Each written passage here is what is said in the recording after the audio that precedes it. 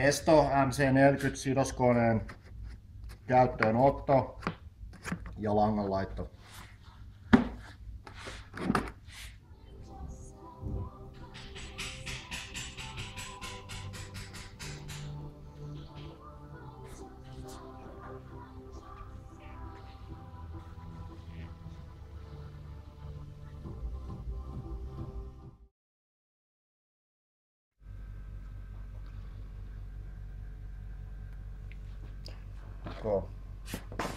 Eli rulla avataan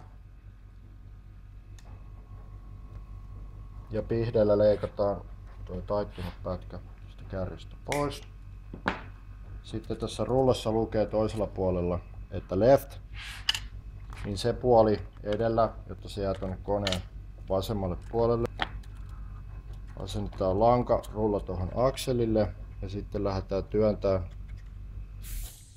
tätä lankaa täältä reiästä hammaspyörien välistä seuraavaan koloon niin pitkälle kun se menee. Noin. Sen jälkeen luukku kiinni, toinen luukku kiinni. Ja sitten tämä hammaspyörien vapautus avataan ja kone voidaan laittaa päälle.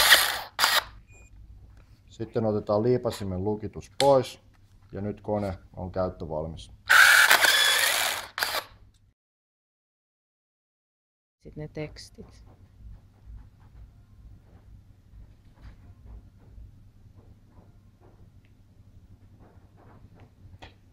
Koneella voi tehdä kaksinkertaisia sidoksia ja kolminkertaisia sidoksia. Täällä takana on tämmöinen nuoli.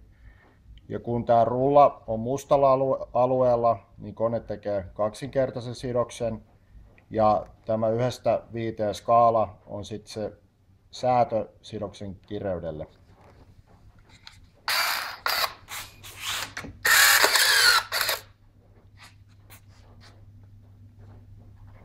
Siinä on nyt kaksinkertainen sidos. Kun tämä rulla pyöräytetään punaiselle alueelle, niin kone sitten tekee kolminkertaisen sidoksen.